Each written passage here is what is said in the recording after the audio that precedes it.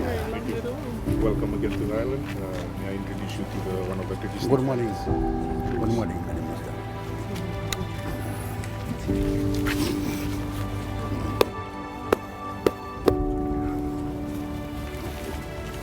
So we're going to start with our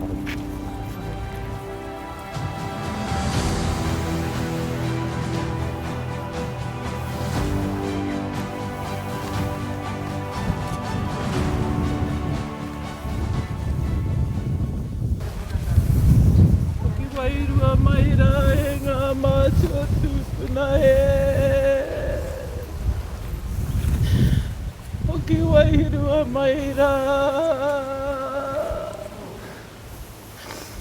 Tēnei rā ngā mokopuna e kauia nei ngā tupe me ngā roe mata. Kia hono atu kautau ia kautau i tēnā kaurangi Māria e. Kia whakahoki mai ngā tikanga koroa kui mai whakarau ora mai ngā whakatukuranga i roto i ngā tini kōrero kei te moana nui a ki mai e. Hoki wairua mai rā kia ea e rā o ngā kōrero o ngā mātua tūpuna e. Tēnei rā te tangi te mihi kaua ke kia kautau i roto i ngā whakaro nui e. Tēnā rā kautau, tēnā rā kautau e. Tifa tifa te pō, tifa tifa te ao. Tifa tifa te pō, tifa tifa te ao. Ko tifa ki te mate kua, tifa ki te ora. Kia ha te hau e mai ni ana te kiri o te tangata, te kiri māhana, te kiri mātau, he puratangi hea, he mai mai aroha. Kau ki uta, kau ki uta, kau ki uta e. Romo whakauri a kia tina, tina, hau mi e, hui e.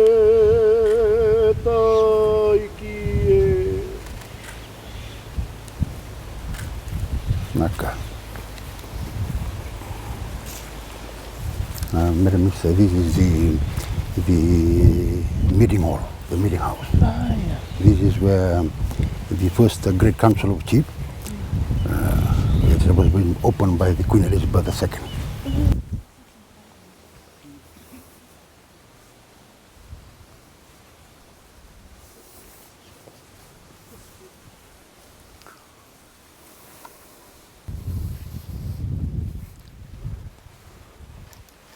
Bau!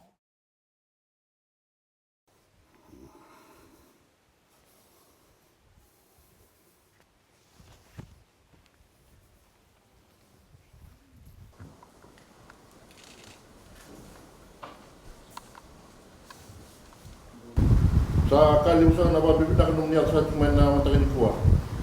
E na mataso ati kime may wante takin. Na itik-itik waktu lang sa tumbon na kaya may munuli ka ng bilo. Handa ko sa kina rambula. Ni sa matay sa di walis les megulo ten menisiko mai. Wante takin mo ni bolivia kani. Kene itik-itik waktu lang sa tumbon. Naboli. Sa kali usaha kina wabibinaka. Kima misa ni takatalang adin na may marota ka ba lele nung ni nisikitu man na sa Cakobau. Pamimbi nung ni nisikitu bibiti tumay. Na nung nitik sa kabarala ko. Vyokan ko, siyang siya di vyokan ko. Vyokan Makawa, simbol din sa kamay, nabida sa kabul na ang baksaw. Ini saat kita nak kira maram, nak kira kambula. Itik-itik waktu orang may Aotearoa, bersandang tertinggal nawa kamu ni, naturan balik bulu kita. Maning balbalong sa ito yung kinabosa. Kawat ang barang, itik-itik waktu orang, ang Islandi, kanwilutangi, tumni sa namarama.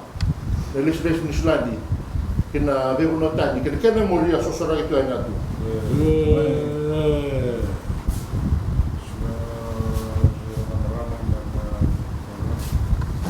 Kumul saga?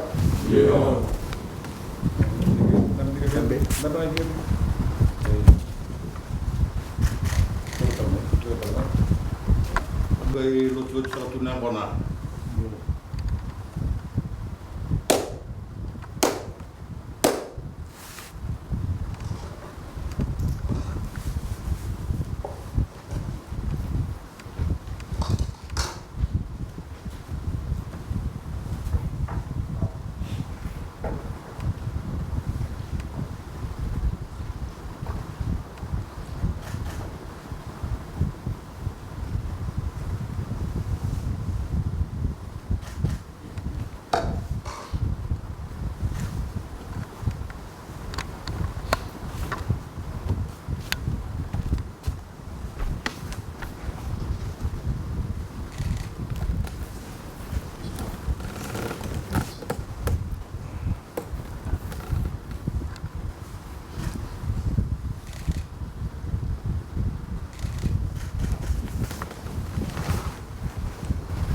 Tui poko ake, kai te poto kāhui o te whenua nei, mai te rangi ki te whenua, ngā mātua tūpuna e mihi ana ki a koe.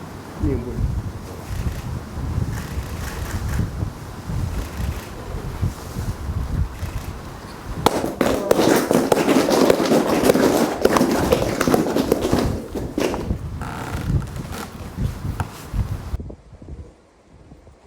Marubo ya loma, marubo masara-sarata ki alonga ni were.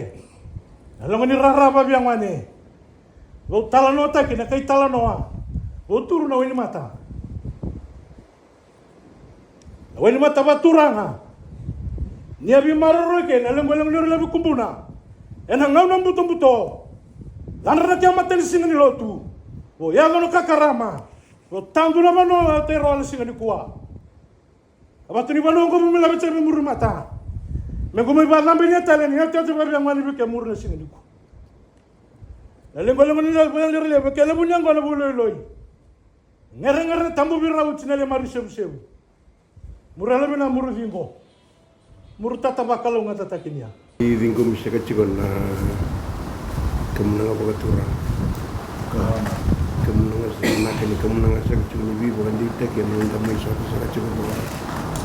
Bio kene na seka nakani ku. Ko dingo mo seka chikon na kemenanga na tokaken ba winak ko wagara da seka langi wono tumudan kalundu. Mesum seka mai na rabi bakulunga tataki. Kami bulu mana seka chikon na marama na ulang dokai Aotearoa na mai chikon sa chikon na singa dinda. Mana. Dong bulu na sa chikon na turang na maram. Mana. Na nandai lau kitong bulu na sa chikon na chikon ko kumbul. Lah. Ena ni mai maru bakale buna nam dong bu mai bisi ko tu na singa dinda. Boleh. Buna sa boleh buna roloma buna sa boleh buna bika uitaki. Ka. Buna sa boleh buna bika uitaki santa mo sa pasaka chikon na. Ini lu teken tu saja kalau teman-teman kelumpul yang lebih tahu satu teman-teman negara. Mana. Tu malu sangat cuma mati anak kita malu. Mana. Gay non de lulu sangat cuma tengah Kristo. Mana? Mana. Dia. Sa dingomi kadi bana lon toka kana ba bina namni ara chumai na maramana minsta mai skobo chikin na Turaga na wakam viva kurumbuita kina namni ara mai na singa dendai dena namni sa tingo muni mai warita kati ona namni mai skobo na Turaga bala Vunivalu Tui Kaba dena non rasangai bulinga wakati gore na mada sauti pop di bina chuna buno kubuna Na boleh. na buku ni bikawitaki biwa kami mineva Turaga barama ni chu kena singlindai kena matken tulle poliso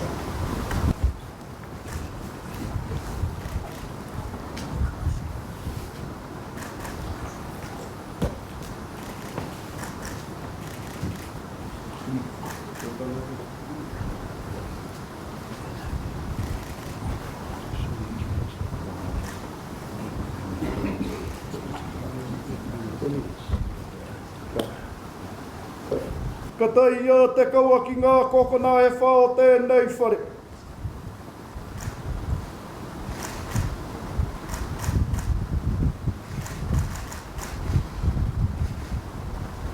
Kata ki ngā te kaua ngā tua ki rata ki tēnei mere pau namu. Tumai, awa tumai, moana ko koe, takahi anō tia e au tupe au, nuku tupe au, rangi whatiki runga whatiki rarauru mārangaranga. Pera hoki rā taku mana nui nā tā, neka tatau atu ki rā tāruku ngaere. Maia, whiwhia maia, rawea maia, whakatakaia. Ko taka te huki rā, wea korai, runga korai, rara korai, tāwhi mā te aki kora hoki koe tu mai ai. Ka hura te tamate anunui, ka hura te tamate awara. Te kawaka nuku, te kawaka rangi te aio, nuku te aio, rangi te kura mai, huki huki te kawe au te tere. Kawe au, nuku kawe au, toi oi. Tū mata kokiritia. Ho tu waka ki uta, ho tu waka ki tai. Ngaru hinga atu, ngaru hinga mai. Kei runga te mata wahine, kei raro te mata tā, ne huki naue naue. Tēnei te taonga ka whakairihia. Uhi, wera, hara mai te Māori. Haumie, hui e, taiki e. Tihei, uri uri tihei, nako nako katu, ha ha, te rangi e tu nei, katau, ha ha, te papa e takoto nei. Katau, ha ha, te matuku mai a whiti. Koe ai ruku hia mana wapau rata, koe ai ruku hia mana wapau waho. Haka tina kia tina te mare i Hawaii ki e pupu, ana hoki e wawa, ana hoki tare watu ki te rangi. Au e kia eke panuku. Eke tangaroa, whāno, hara mai te toki, haumie, hui e, taiki e.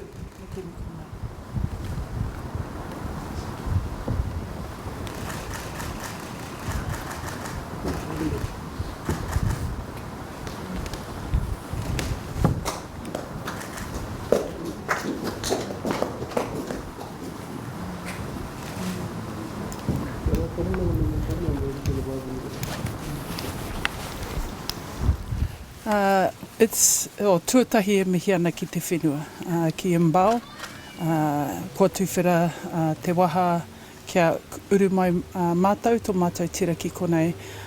Briefly, I just wanted to acknowledge the honour that was extended to the New Zealand delegation to be able to pay our respects to Ratu Epenisa, the upoko ariki, who has been recently installed. It's significant for Māori because the last time we had someone from New Zealand visit was when the father of the current upoko ariki passed away, and that delegation was led by Te Rekinui, Te Atairangi Kahu. And so I felt a particular sense of gratitude and also honour that we could come here and acknowledge the installation of the chief, but also the hope and opportunity that provides to his people. A connection goes back to when our ancestors voyaged Hawaii.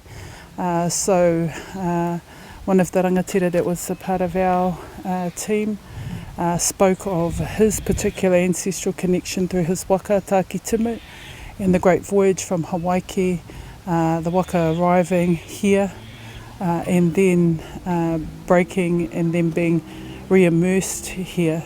So in recognition of those ancestral connections, we gifted a mere pounamu to Ratu Epenisa and told the story that there are ancient connections across the Pacific that help us to relive each other's relationship and the future relationship. So that was special. Well, I think it's a range of issues. We discussed shared and common histories, obviously whakapapa connections, family connections, connections between Fiji and New Zealand, also connections that many Fijians have in terms of being educated in New Zealand, sporting stories, a love of culture, history, language and traditions. And so it was a very special period of time that we spent here. I think what I'll take back is how encouraging it will be to the people of Fiji that the traditional chiefly system has been recognised, and for the itoke aspirations that can now form a focus for the future of young Fijians who want to celebrate their culture, their language, their traditions within the way that their country is continuing to grow. So that's, for me, it'll leave a lasting impression. Plus, this is a very special place, and I understand that you can't visit here unless you're invited. So, as I say, the New Zealand delegation has been hugely honoured by being able to be here today. E mihi ana, ki te whenua, e mihi ana ki te upoko ariki o Fiji, me tōna manako, kia tūwhera te kuaha, kia tāpiri atu a tātou nei honunga, mai rāno ki konei, mō tēnei wā, nō reira, ka nui te mihi atu.